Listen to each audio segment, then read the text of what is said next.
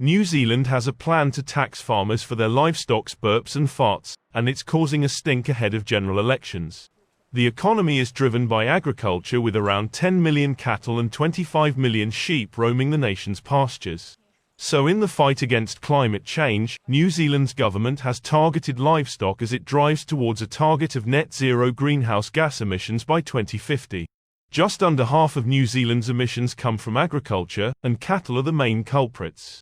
Their belches and farts contain methane, which is far less abundant in the atmosphere than carbon dioxide, but is responsible for around 30% of the global rise in temperatures to date.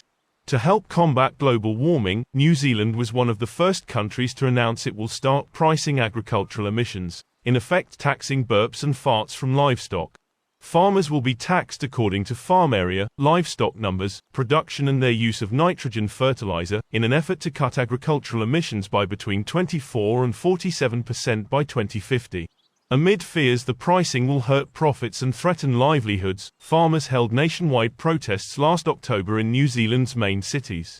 A year later, and with general elections looming, emissions pricing is still weighing on the minds of New Zealand's farmers.